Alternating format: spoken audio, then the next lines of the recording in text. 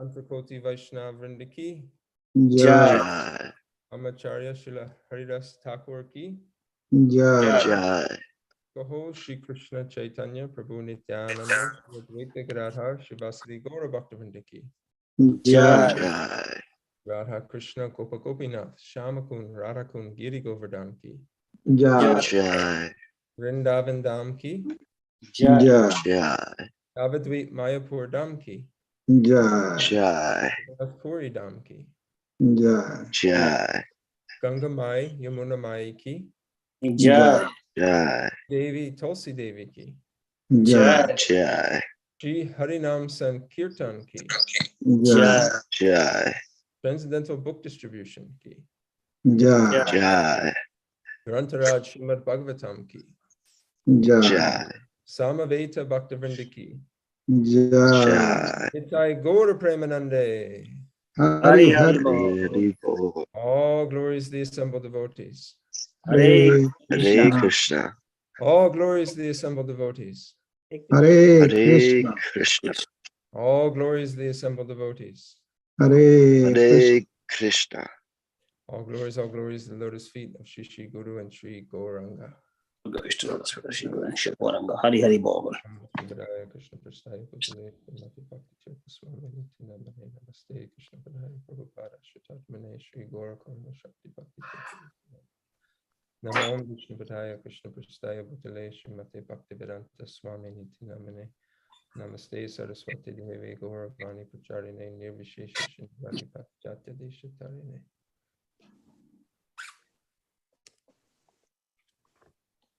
Om Namo Bhagavate Vasudevaya. Om Namo Bhagavate Vasudevaya. Om Namo Bhagavate Vasudevaya. Om Namo Bhagavate Vasudevaya. Om Namo Bhagavate Vasudevaya. Om Om Namo Namo Bhagavate Bhagavate Vasudevaya. Vasudevaya. Ayanam namaskritam naram chaiva narottamam devim saraswatim vyasam tato jayam udirayit nastu prayeshu abhadreshu nityam bhagavata sevaya bhagavati uttama shloke bhaktir bhavati naishtuki. Before reciting Srimad Bhagavatam, one should first offer one's respectful obeisances unto the Supreme Personality of Godhead, Lord Narayan, unto Nara Narayan Rishi, the supremest human beings, unto the goddess of learning, Mother Saraswati, and unto the author, Srila Vyasadeva. My regular attendance in classes on Srimad Bhagavatam, and rendering service to the pure devotee. All that is troublesome to the heart is almost completely destroyed. And devotional service to the Supreme Personality of Godhead becomes established as an irrevocable fact. Good morning, devotees. We are continuing our study of Srimad Bhagavatam, first canto, chapter 9, the passing away of Grandfather Bhishma. We're on text number 18. Eshavai Bhagavan Sakshat Adyo Narayana Pumam Mohayan Mayaya Lokam Gurhas Charati Vishnishu.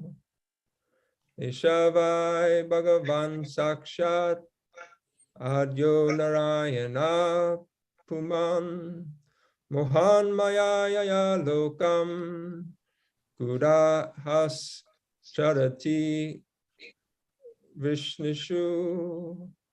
Eshavai Bhagavan Sakshat Adyo Narayana Puman Mohayan Mayaya Lokam Gurhas Charati Vishnishu.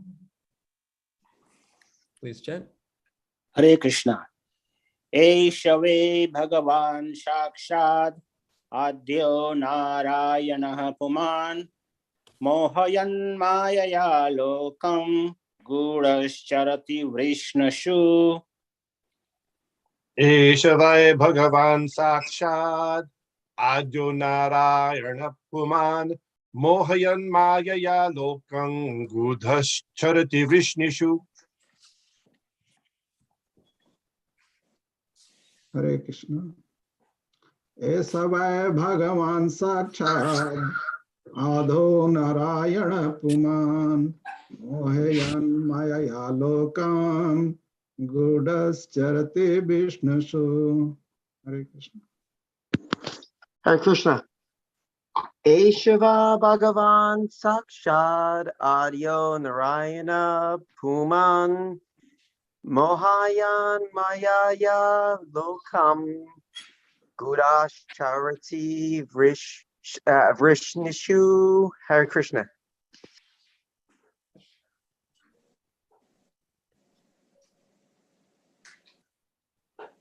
Yeshavai Bhagavan Sakshadadhyo Narayana Puman Mohayan Mayaya Lokam Godasharati Vrishnishu. Esa vai Bhagavan Saksharadyo Narayana Pumam Mohayam Mayaya Lokam Gudacharati Vishnishu. Ian Prabhu. Evaya Bhagavan Sakshar Eto Narayanan Puman Mohana Mayaya Lokam Gudhaya Chakshra Vishnu Varishnu.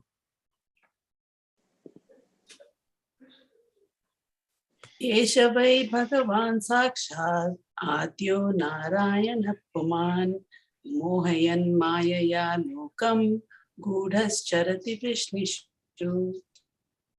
Hare Krishna.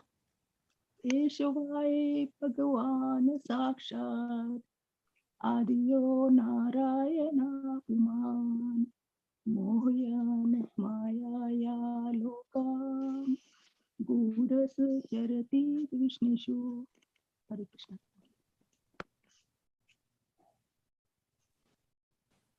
Hare Krishna. Esha vai Bhagavan Sakshat Adyo Narayana Puman Mohayan Mayaya Lokam Gudash Chariti Vrishnishu. Hare Krishna. Thank you.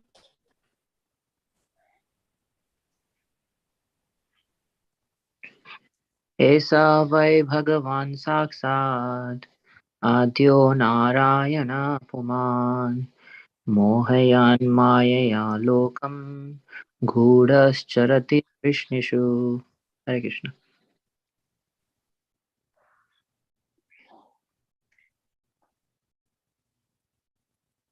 Okay, synonyms. Esha, this. Vai, positively. Bhagavan, the personality of Godhead. Sakshat, original. Adyaha, the first. Narayanaha, the Supreme Lord who lies down on the water. Puman, the Supreme Enjoyer. Mohayan, bewildering. Mayaya, by his self-created energy. Lokam, the planets. Gudaha, who is inconceivable. Charati, moves. Vrishnishu, among the Vrishni family. Translation. This Sri Krishna is no other than the inconceivable original personality of Godhead. He is the first Narayan, the supreme enjoyer. But he is moving amongst the descendants of King Vrishni, just like one of us. And he is bewildering us with his self-created energy. Purport by His Divine Grace, Srila A.C. Bhaktivedanta Swami Prabhupada. The Vedic system of acquiring knowledge is the deductive process. The Vedic knowledge is received perfectly by disciplic succession from authorities. Such knowledge is never dogmatic, as ill-conceived by less intelligent persons. The mother is the authority to verify the identity of the father. She is the authority for such confidential knowledge. Therefore, authority is not dogmatic.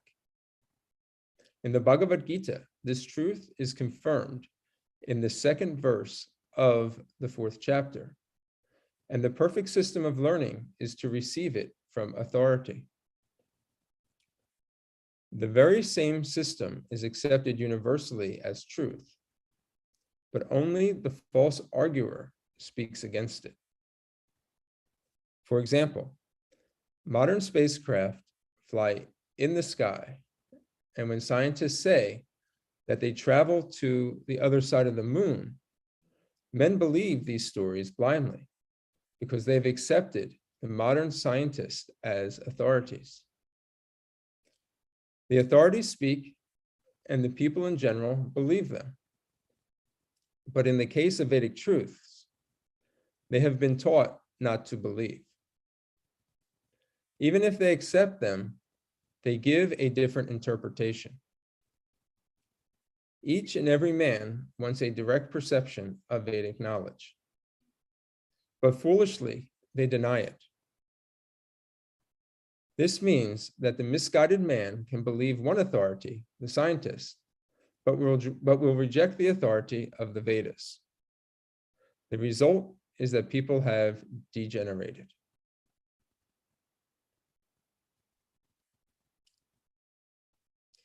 Here is an authority speaking about Sri Krishna as the original personality of Godhead and the first Narayan.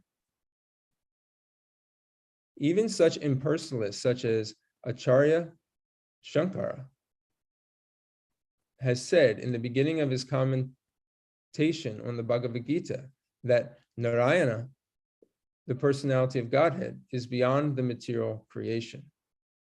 The universe is one of the material creations, but Narayana is transcendental to such material paraphernalia. Bhishmadev is one of the 12 Mahajans who know the principles of transcendental knowledge. His confirmation of Lord Sri Krishna being the original personality of Godhead is also corroborated by the impersonalist Shankara. All other acharyas have also confirmed this statement, and thus there is no chance of not accepting Lord Sri Krishna as the original personality of Godhead. Bhishmadev says that he is the first Narayana. This is also confirmed by Brahmaji in the Bhagavatam 10:14. Krishna is the first Narayana. In the spiritual world Vaikuntha, there are unlimited numbers of Narayanas who are all the same personality of Godhead and are considered to be the plenary expansions of the original personality of Godhead, Sri Krishna.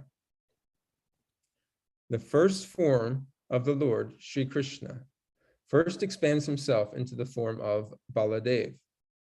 And Baladev expands in so many other forms, such as Sankarshan, Pradyumna, Aniruddha, Vasudev, Narayana, Purusha, Ram, and Nrsimha.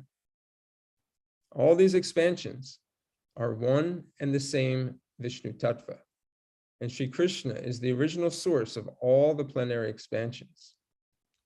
He is therefore the direct personality of Godhead. He is the creator of the material world, and he is the predominating deity known as Narayana in all the Vaikuntha planets. Therefore, his movements amongst the human beings are another sort of bewilderment. The Lord therefore says in the Bhagavad Gita that foolish persons consider him to be one of the human beings without knowing the intricacies of his movements. The bewilderment regarding Sri Krishna is due to the action of his twofold internal and external energies upon the third one, called the marginal energy. The living entities are expansions of his marginal energy, and thus they are sometimes bewildered by the internal energy and sometimes by the external energy. By internal energetic engagement, Sri Krishna expands himself into unlimited number of Narayanas and exchanges or accepts transcendental loving service from the living entities in the transcendental world. And by his external energetic expansions, he incarnates himself in the material world amongst the men, animals, and demigods to reestablish his forgotten relation with the living entities in the different species of life. Great authorities like Bhishma, however, escape his bewilderment by the mercy of the Lord.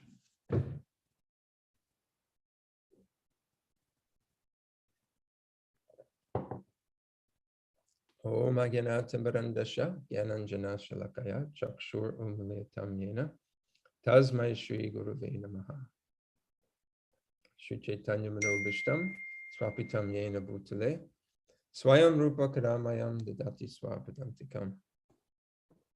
Jaya Shri Krishna Chaitanya Prabhu Nityananda Shri Advaita Gadadhar Shivasari Gaura Bhaktivinoda. Hare Krishna, Krishna Krishna, Hare Hare, Hare Rama, Rama Rama, Hare Hare. Translation once again. This Sri Krishna is no other than the inconceivable, original personality of Godhead. He is the first Narayana, the supreme enjoyer, but he is moving amongst the descendants of King Vishnu, just like one of us. And he is bewildering us with his self-created energy.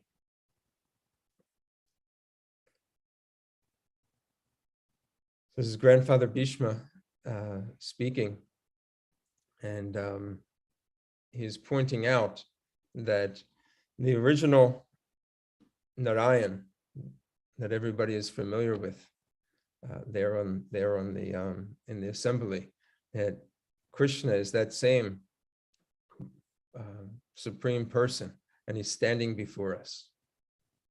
And Srila Prabhupada very importantly points out in the purport, throughout the purport, but especially in the beginning, and then he continues through, is that Bhishma Dev is no ordinary being.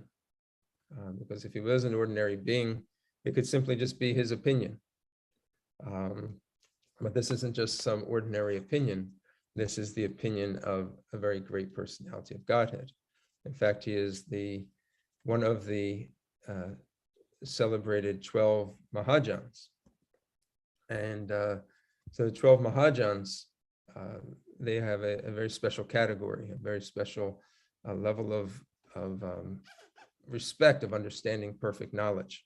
So when Grandfather Bhishma speaks about this, it is accepted as absolute truth. So of the 12 Mahajans, maybe we can start off with some participation. We can go through them, see how many we can get from the audience. Randomly, we can just unmute and just go through them. Rama, yes. Narada. Narada Muni, yep. 2. Sukadev Goswami. Sukadev Goswami, 3. Kumaras. 4 Kumars, 4. Kapila. Kapil Dev. 5. Swayambhu Narada Kapila. Janaka. Maharaj Janaka, 6. Bali Maharaj. Yep. 7. Vindhyavali Mataji, you're in mute. I said Bhishmadev also. Vishmadev, okay, we got him. Yamaraj. Yamaraj, yes. The devotee of Lord Lord Shiva. Nrsimhadev. Lord Shiva, yes. We got two more. Two more to go. Prahlad Maharaj. Prahlad and Manu. Manu. Yes. So these 12 Mahajans, Bhishma Dev is celebrated as in that category. So no ordinary statement is being made here. So very similarly, when Krishna in the 10th chapter of the Bhagavad Gita, when he declares that he is now convinced that Krishna is the supreme personality of Godhead, when he says that, Param Brahma, Param Dhamma, Pavitram Paramam Bhavan, Purusham Shashvatam Divyam Adi Devam Ajam Vibhum. So he's saying that Krishna, I accept you as the absolute truth. You're the ultimate Bodh, you're the purest, eternal, transcendental, you're the original person, the greatest. You're unborn. But then he backs that statement up by saying, Ahustvam Rashaya Sarve, that this is what the great sages say about you as well. Great sages, Narada Muni, Asita, Devala, Vyasadeva. So this is the method of acquiring knowledge, which is recommended in the Vedas, that we hear through the chain of disciplic succession, or the deductive process of acquiring knowledge. Evam parampara praptam imam rajashayo vidu sakala neha mahata yogo nashta parantapa. Krishna explains in the Bhagavad Gita that the science is received in purity through a chain of disciplic succession. Saintly kings understood it in that way. But due to the factor of time and due to the degradation of consciousness, it's broken, and therefore Krishna has to come again from time to time to restore dharma, the principles of religion. But the process that is recommended is outlined as hearing through the descendant method of acquiring knowledge. This is opposed to the ascending method of acquiring knowledge, where one, through the process of, through the scientific process of theory, testing that theory, adjusting the results, trying to make new ideas, testing them, and through the process of trial and error, coming to some level of understanding. The fault in this process is that the instruments by which we try to acquire knowledge are themselves faulty. So we're using a microscope that has defects to try to evaluate information that is going to then produce some level of defects themselves. The 4 defects that we undergo here, just having material bodies, is that we are, as I just mentioned, we have imperfect senses. So if our perception is being made by these imperfect senses, we're only to expect some level of imperfection. It's like getting on a scale that's not calibrated properly.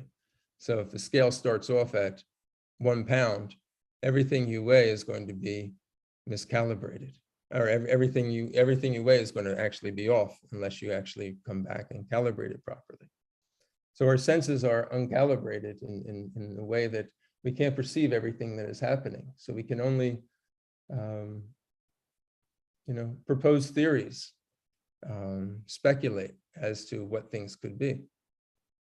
I remember Ravinda Shrupabhu, he something that's always stands out in my mind. He said that when he was at graduate school at Temple University, there would be these debates between the religion department and the science department. And he would make, they would make these presentations about the nature of God. And the science department would say, we haven't even really understood how water flows through a pipe, and all the frictional forces that are acting on the pipe, and how to actually calculate the speed of flow of something as simple as water through a pipe. But yet you are making, statements about, the creator of the entire universe, which with such certainty.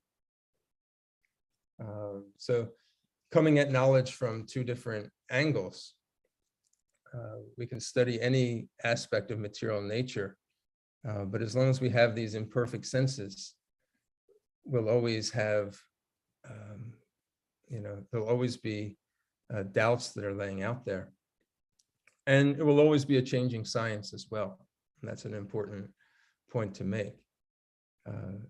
If we today would reflect back on just 200 years ago, the way that society viewed the world,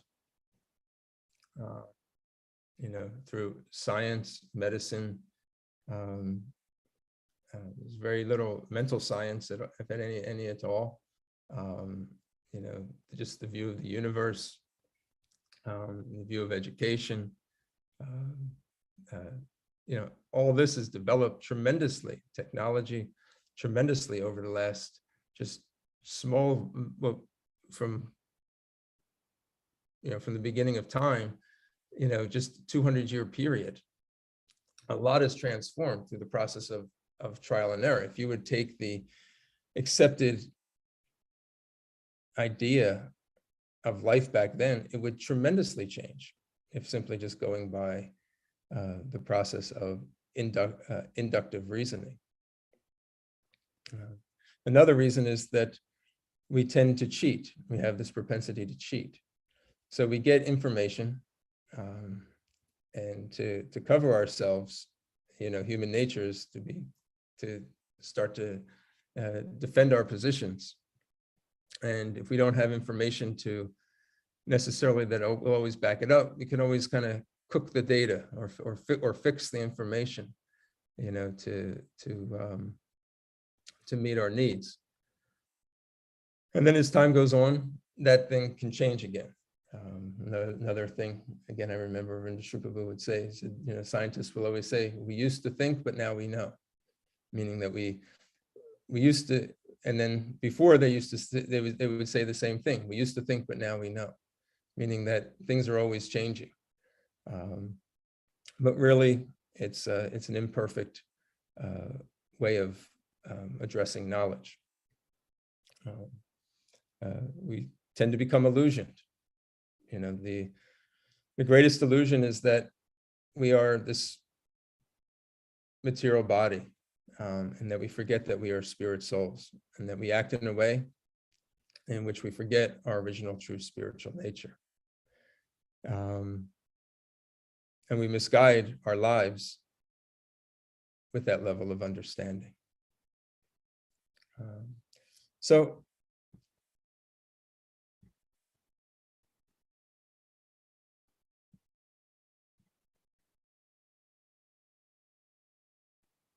then we make mistakes, and that's the final defect. Our mistakes, we make mistakes all the time. Every endeavor, Krishna tells Arjuna in the Bhagavad Gita, is covered by some level of fault in this material world. That is something that, knowingly or unknowingly, we have to admit at some point in our lives, is that we make a lot of mistakes. Mistakes are made. We have lawyers in this world because of all the mistakes that are being made, and then people sue over the mistakes that are made. There's mistakes in medicine, there's mistakes in construction, there's mistakes in errors in judgment, errors in the execution of plans. Mistakes are made all over the place. We are faulty beings. So therefore, to come to some type of conclusive truth, utilizing our machines, our bodies and minds, physical bodies and mental minds, of trying to come to some type of definite conclusion,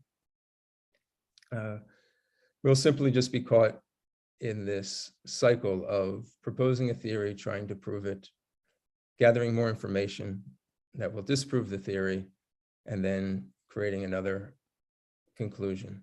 And this cycle will just continue to go on and on.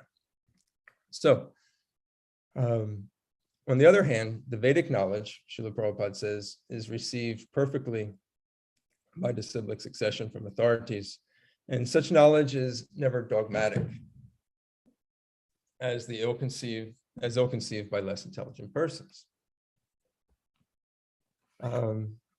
Dogma is this idea that you have a strong opinion about a point, and you speak about it with such emphasis and enthusiasm to the point where you present it as a fact.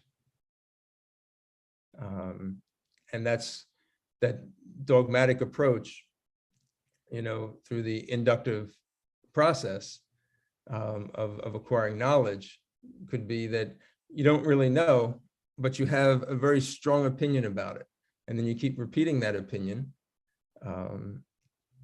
and you do it in such a way that you push out any other opinions, put down any other opinions, to the point where somebody would feel intimidated to actually express themselves in a different way.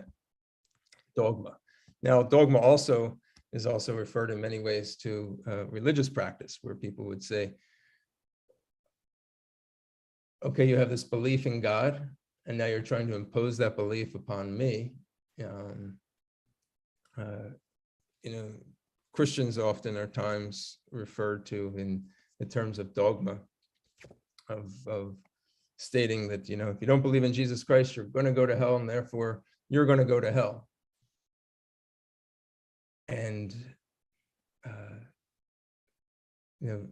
what's being said here is we're not talking about that level of religiosity, of spirituality. We're talking about knowledge. So Srila Prabhupada says, such knowledge is never dogmatic. This knowledge is presented in the same way that the mother is the authority that can identify the identity of the father. Meaning that who is better to actually identify to the child who the father is? It's the mother. She knows who she conceived the child with, and therefore she can identify. So therefore she can say for certainty, this is the father. Why? Because she knows. She was presently there. She was part of the process. So when you say, there is times when you can say for certainty. But that certainty comes through the process of parampara.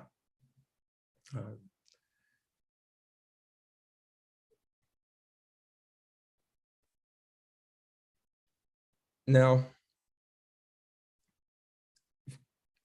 along the same lines of authority, Srila Prabhupada points out that Bhishma Dev is identifying Krishna as the supreme original personality of Godhead. But also, we should know that Sankaracharya, very interestingly, Srila Prabhupada brings this in here, that this is also his conclusion.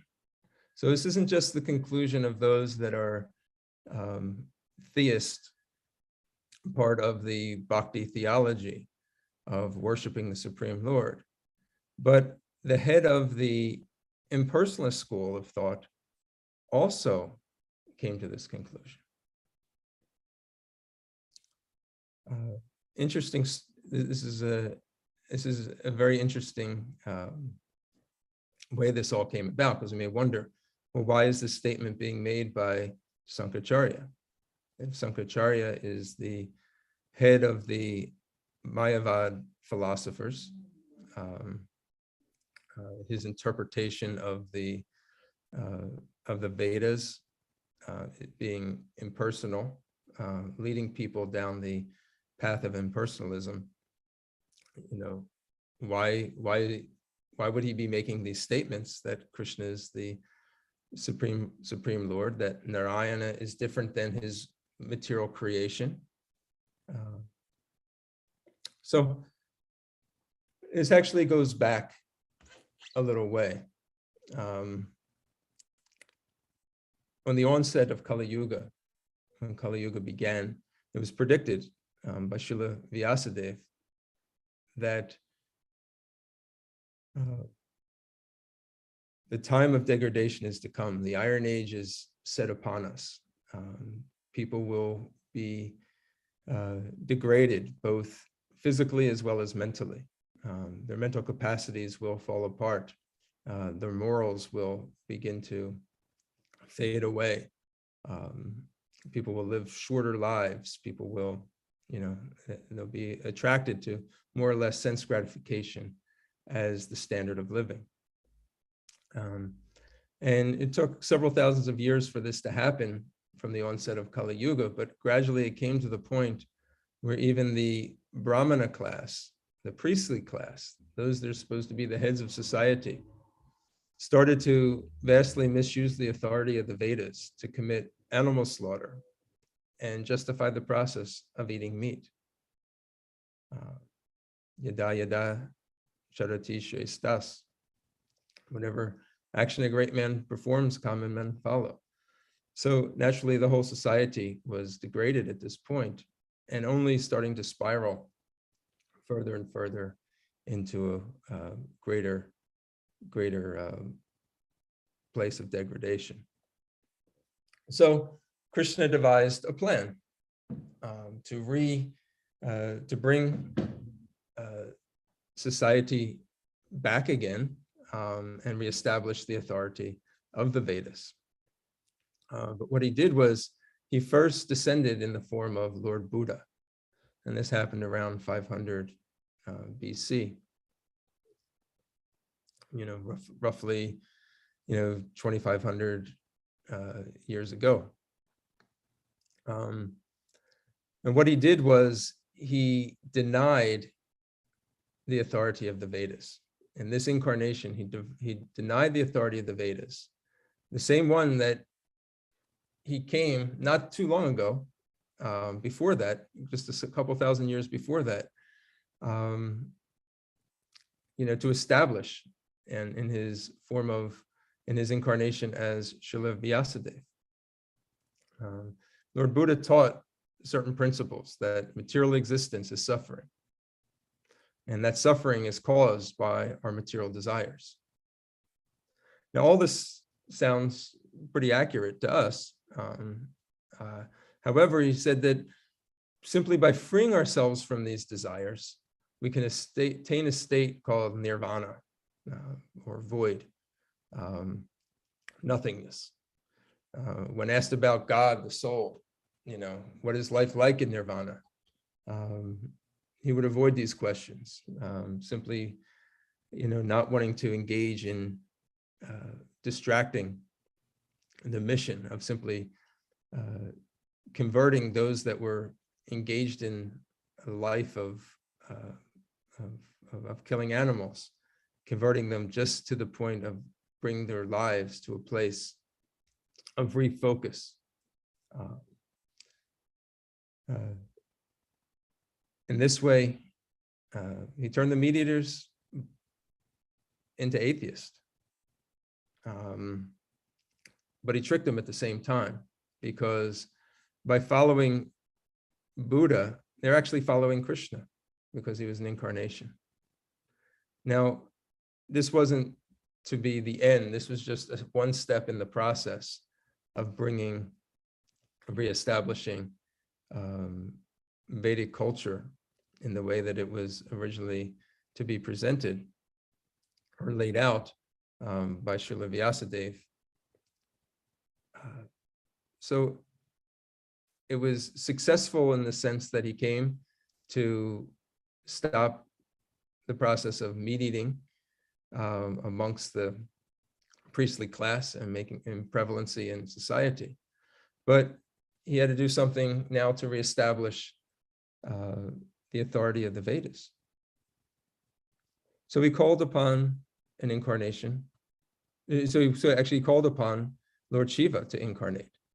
And he incarnated as Shripad Sankaracharya. So this is also important because when we talk about the different avatars, the Guna Avatars that Srila Prabhupada, he points out that this is confirmed both by Sankaracharya as well as Lord Brahma. Brahma and Shiva are two of the Guna Avatars that oversee the elements of passion and ignorance in this material world. And they're declaring that Krishna is the absolute truth. So Lord Shiva descends as Shripad Sankaracharya. And he did so to reestablish the authority of the Vedas and effectively persuade the followers of Buddha to accept the Vedas. It wasn't a very drastic change which he implemented. It was more of an easy transition.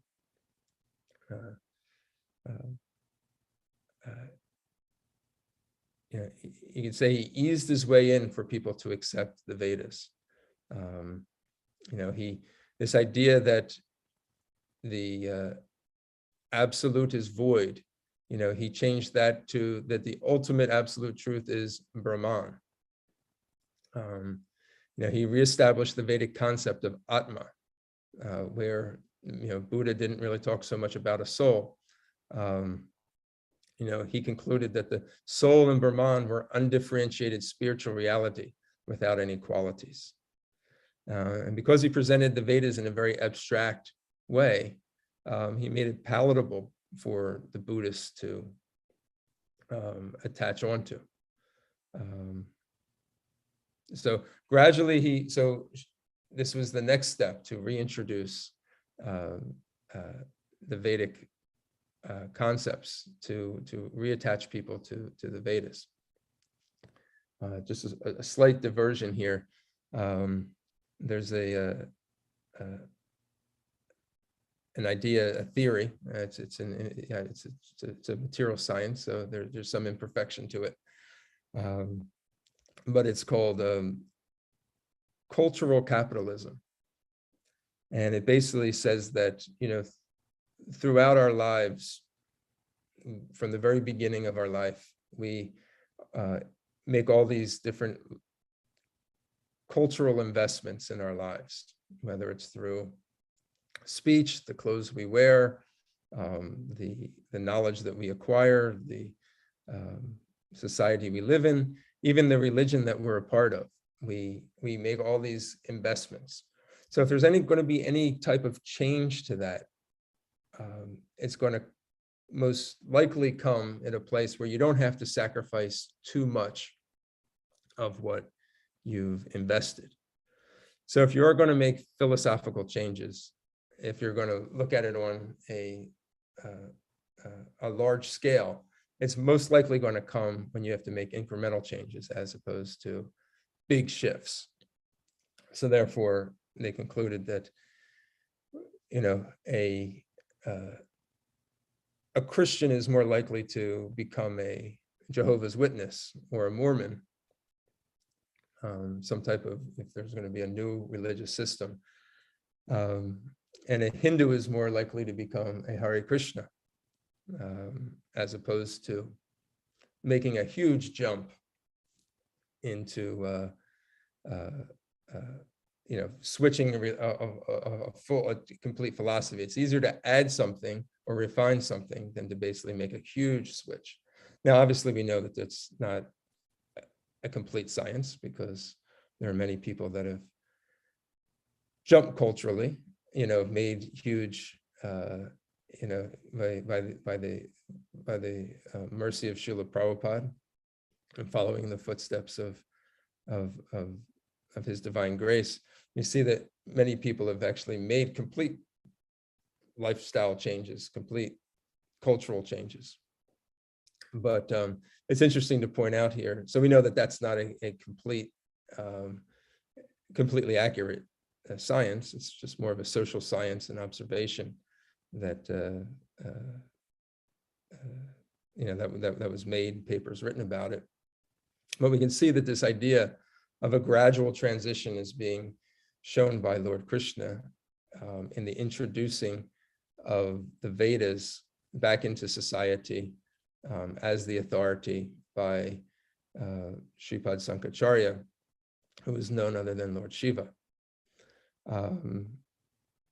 Now, Sankaracharya's philosophy was challenged by the great acharyas that we know of, Ramanujacharya and Madhvacharya, and his theism began to be restored. It set the scene for Lord Chaitanya's appearance. And when Lord Chaitanya, who is Krishna that came in the form of his devotee, he came to make and to confirm that accessibility to God is practicable by everyone. And Lord Chaitanya, he met with two of the most famous followers of Sankaracharya at that time, Sarvabhauma Bhattacharya, Prakashananda Saraswati, and he was able to convert them and reestablish that devotion to God is the actual goal of the Vedas. So Sankaracharya, going back to Sankaracharya, I remember there was he had a famous song called Bhaja Govindam. And it goes, Bhaja Govindam, Govindam Bhajam Marhumate, Samprapte Sanhite Kale, Nahi Rakshati Dukran Karane. Worship Govinda, worship Govinda, worship Govinda, O fool. Rules of grammar will not save you at the time of your death. So there's I have a quick story about this. There's a nice devotee named Sura Prabhu. Recently he left his body, disciple of Srila Prabhupada. And he would travel around. He had this kirtan band. He called themselves the Temple Bhajan Band. And when he come to Philadelphia, he would go to several different yoga studios, and I would go with him. And this is one of the songs he would sing. And he'd have everybody dancing, and he would preach about this. And most of the yoga studios, their roots, when you trace them back, they come from impersonalistic philosophy. So he would use this to say that, your forefathers, who, started your philosophy, they were actually, they actually worship Krishna, but due to the circumstances of the time, they put forth theories that, he explained the idea of in the introduction of impersonalism was only a step to lead one to the point of personalism. And how impersonalism, has its place, but ultimately the absolute reality, God is a person, that you cannot have something come from nothing. So if if the absolute energy, if the absolute truth is simply impersonal, you can't get personality from something that is devoid of it. So he would go through and he'd preach and he would chant. Anybody who knew Sora Prabhu, he had a very raspy voice. And he would chant. It always seemed like he was really struggling to chant, but he would chant really loudly. Bhaja Govindam, Bhaja Govindam, Govinda Bhaja Marumate. And and at the end he would explain what it meant. And he'd always say, he'd point to me and he'd say, Dronacarya, what does Marumate mean? And I would say, he says, what does Marua mean? And I'd say, it means a fool. And he'd say, yes, it means a fool. And he would go on and he would start speaking about this more and more in depth, that really we're foolish to think that through our own mental capacity, through our own limited senses, through our own minds that continuously let us down and are so untrustworthy, to think that it is through that we're actually going to try to understand the absolute truth. And Krishna says the same thing. We look at the 9th chapter of the Bhagavad Gita, and he says, fools deride me when I descend in the human form. They do not know my transcendental nature as supreme Lord of all that be. And use this word, Buddha. This is Krishna's word. So Sankaracharya is also utilizing it. So we can understand that Sankaracharya is a very elevated person, a very elevated soul, an incarnation of Lord Shiva, but he came for a particular service. And that service was to reintroduce the authority of the Vedas, but it wasn't to simply stop there. And because of that, he understood that the ultimate goal of the Vedas was to search after and perform devotional service to the Supreme Lord Sri Krishna.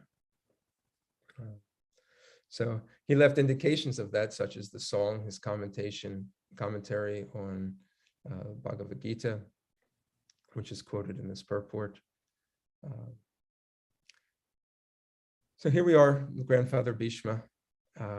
He is now pointing this out to the assembly, that how fortunate we are that Lord Krishna is walking amongst us. And do not let this be bewildering to you. Do not think that Krishna is simply just an ordinary person, or even simply just a great person, a person who has, given some knowledge, who's given some comfort, a special family member. We are in the presence of the original Narayana. Everything that is generated and created, the land that we're sitting, has all been created from him. He is standing before us today. And because grandfather Bhishma is stating that, we can say for certain that this is simply just not an ordinary opinion offered by a philosopher, or just a grandfather, or a person that is, we want to respect, a teacher whose opinion will change over time.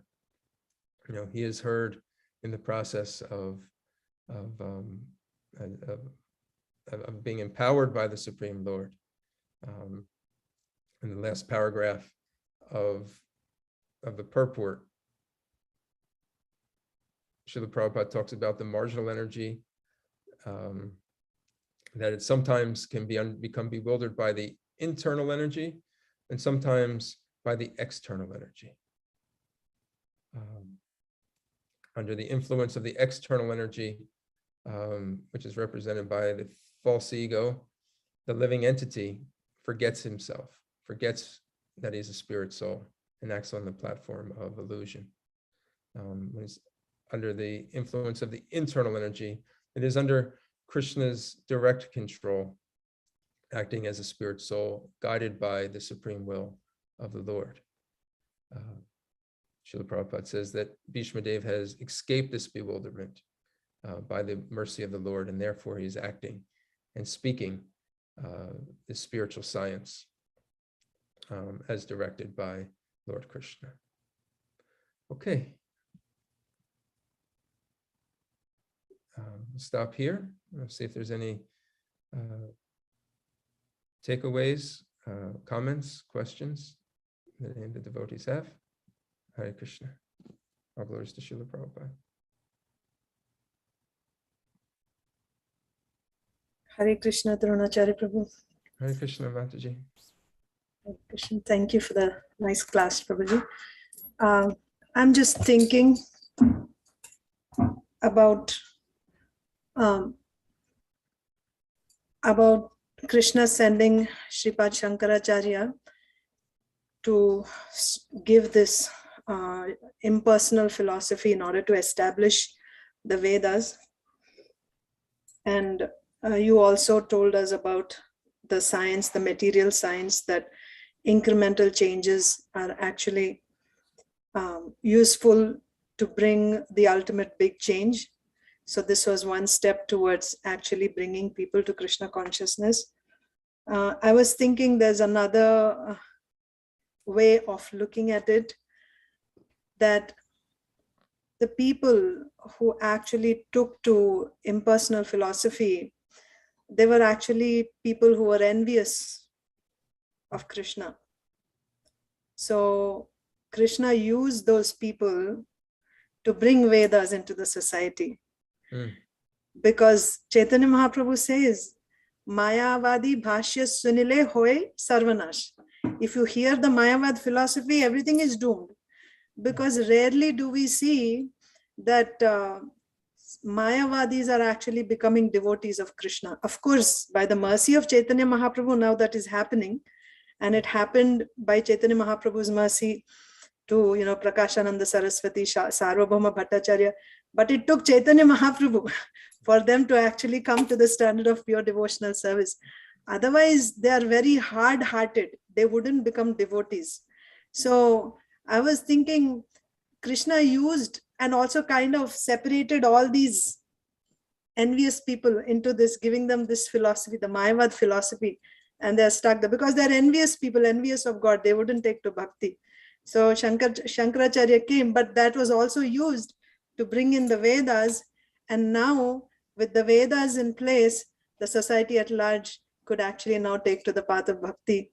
And then there came, Madhvacharya, Ramanujacharya, step by step introducing bhakti, Vaidhi bhakti, and ultimately coming to Chaitanya Mahaprabhu to give us the Madhurya Bhav. I thought I'd just add. Yeah, very nicely said. Nice, thank you. Thank you. Hare Krishna.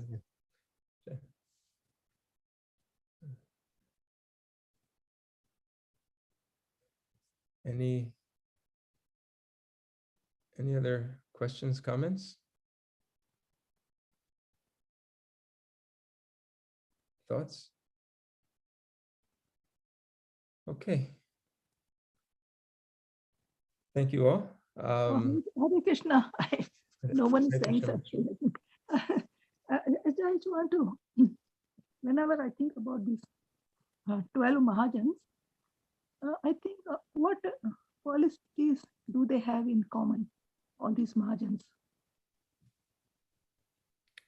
What do they have in common? Yeah, why are they called? There are so many other people, but why are they only called Mahajans? This is a verse from the Srimad Bhagavatam. It's Yamaraj is speaking. It's from the 6th canto, 3rd chapter. I'll read it real quick. It says, Lord Brahma, Bhagavan Narada, Lord Shiva, the 4 Kumars, Lord Kapila, the son of Devahuti, Swayambhuva Manu, Prahlad Maharaj, Janaka Maharaj, Grandfather Bhishma, Bali Maharaj, Shukadev Goswami, and I myself, Yamaraj is speaking, know the real religious principle. My dear servants, this transcendental religious principle, which is known as Bhagavat Dharma, or surrender unto the Supreme Lord, and love for him, is uncontaminated by the material modes of nature. It is confidential and difficult for any ordinary human being to understand. But if by chance one fortunately understands it, he is immediately liberated, and thus he returns home back to Godhead. So these are great personalities who understand the purpose of religious principles as to surrender to the Supreme Lord and achieve love for him. And while there may be many others, as you mentioned, that have these qualities, the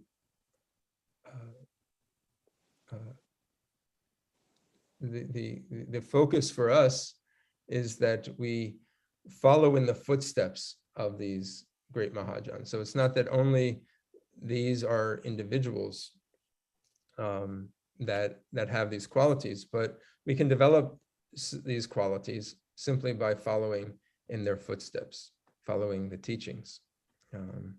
So we read the teachings of Lord Capitalism in the Srimad Bhagavatam.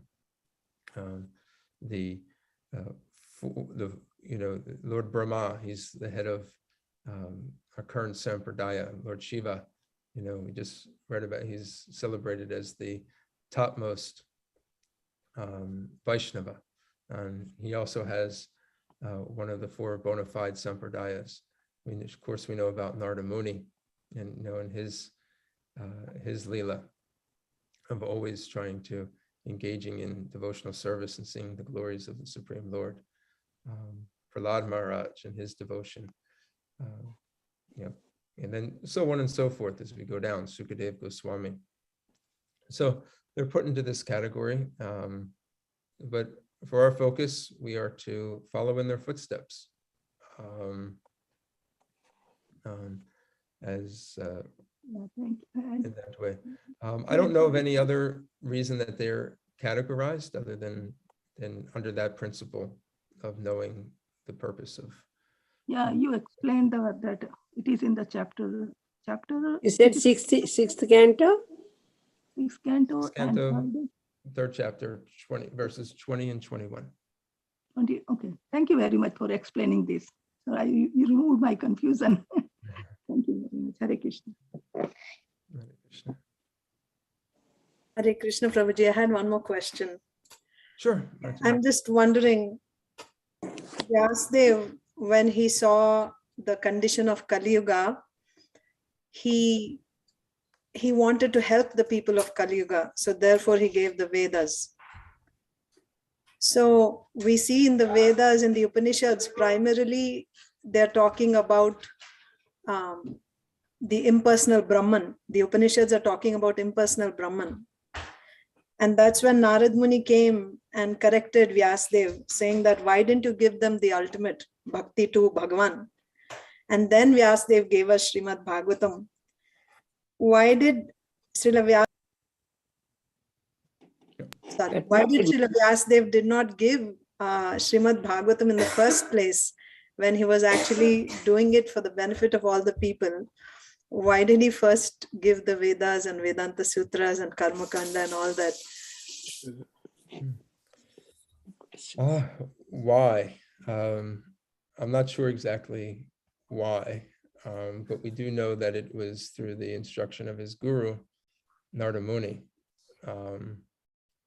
So, I mean, it does indicate that when the process of bhakti, devotion to Krishna, devotion to Lord, it is given through a bhakta,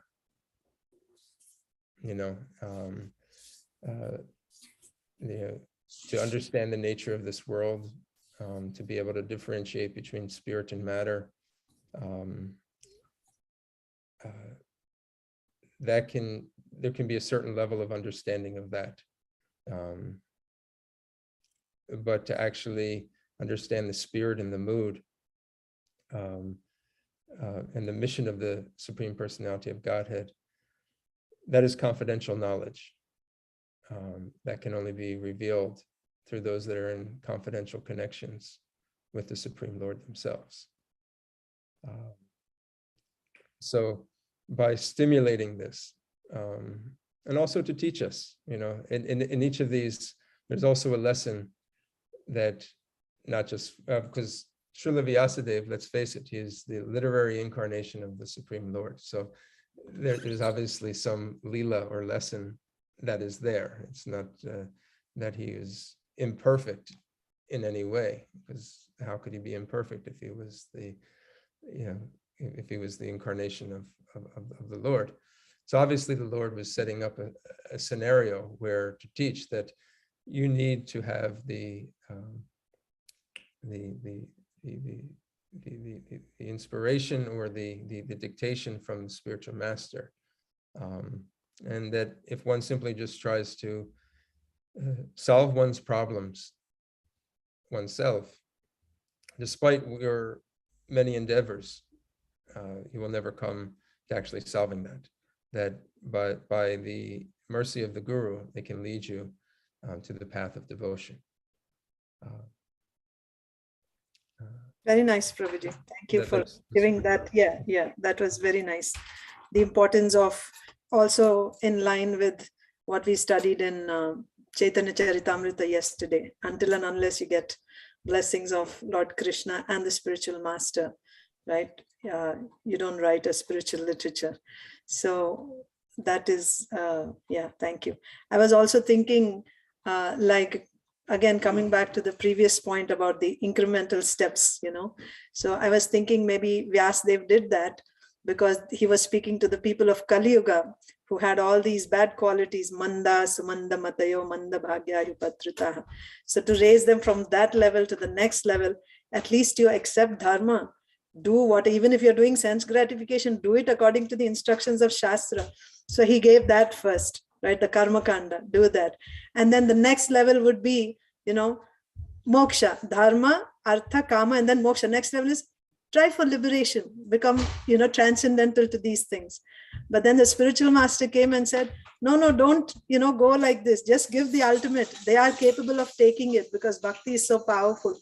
So of course, the role of the spiritual master is very important. That's what I got from your answer. So I appreciate that. Yeah, thank you for bringing out these points. Very important points that you're mentioning.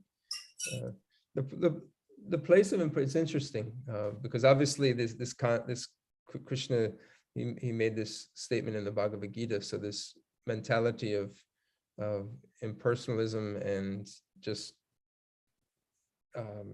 this idea of Mayavad, that the form of the Lord is just material. So that even when Krishna says, the fools, they mistaken me to be an ordinary person.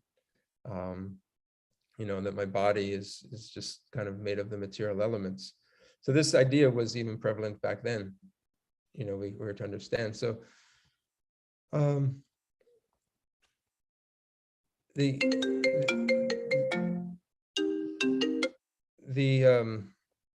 people take to impersonalistic philosophy for various reasons. Like you said, first you said, the alignment of dharma, artha, kama, moksha. It's when one becomes exhausted and frustrated with the material world, one wants to become liberated. One wants to become free from it. That becomes natural. We even just from a very limited exercise that we perform in our own view is that we can see that if we do something long enough and we lose a taste for it, we become frustrated with it. And then when you say, okay, I'm going to renounce it, I'm going to get rid of it. So after long exposure to frustration in this material world, we want to become free from it. So our attraction will naturally go to something that will tell us, what is your problem? The problem is my relationships. Everybody just drives me crazy.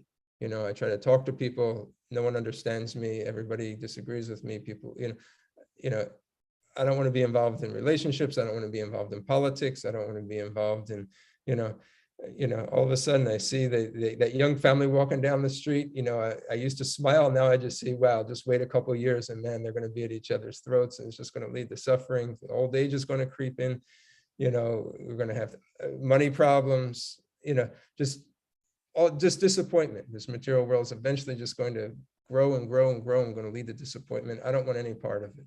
Just get me free. So their focus is on simply just getting free. So you're going to be attracted to these ideas, these principles.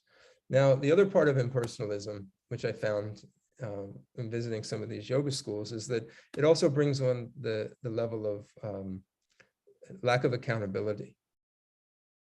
There's really no supreme authority that you have to submit to. So there's like kind of a lack of accountability. There's a certain looseness. What I believe, what you believe, as long as we can generate some level of harmony, and I don't judge you, you don't judge me, then we're just going to kind of live in that space. And that is actually a very dangerous place to be in, if for one that's actually looking to advance, to actually understand the true purpose and meaning of life. Because we can only fool ourselves for so long. So there is this kind of this doctrine of yata mata tata pata, whatever I believe is true, whatever you believe is true, and we just make up. I'll worship this god today. We're going to worship Kali. Tomorrow we'll do a Durga puja, and the next day we're going to do Ganapati puja. We're going to throw Krishna in there. We're going to, and really there's not a whole lot of basis of teachings of Sankaracharya or any. It's just a lot of mush. They just, somebody has an idea, and so it's speculation in its worst way. And that can also be very dangerous. So we should see that, there can be a rescue mission of this. And we see actually some really wonderful devotees that are going on these rescue missions to try to take people who have made a positive step in their life. They've actually realized that, the material world, there's an element of suffering. And to go down the path of simply just trying to acquire in this material world is not the goal.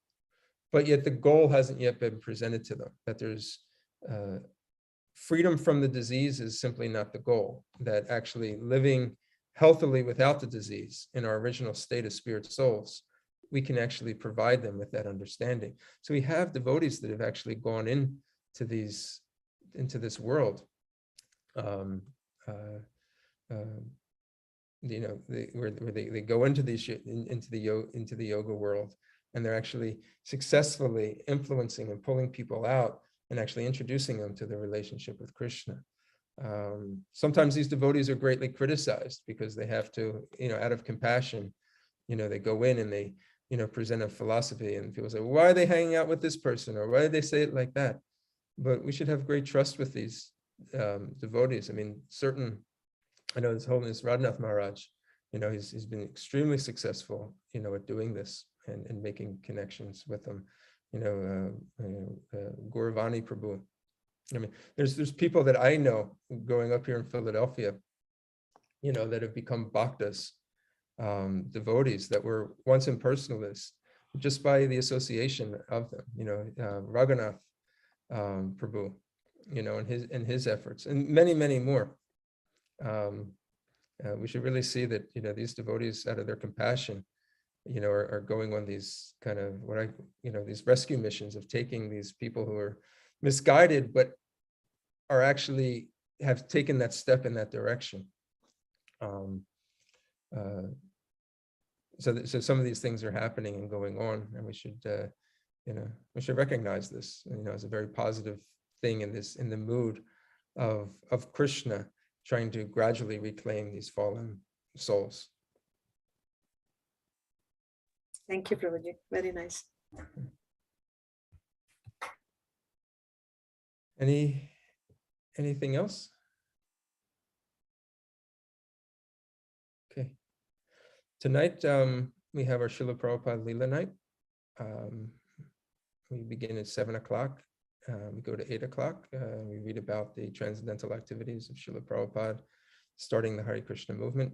We are on the pastimes of the building of the Juhu temple by His Holiness Giriraj Swami.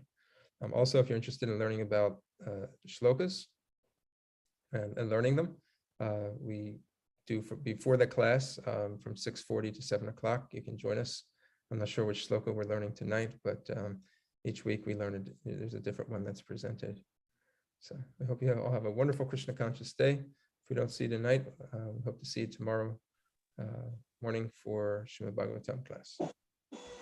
Vanchakopatarubhischa, Kripasindhuvyevacha, Patitanam Pavanevyo, Vaishnavevyo, Namo Namaha. Grantaraj Srimad Bhagavatam ki jai. Srila Prabhupada ki jai. Thank you very much, Prabhu.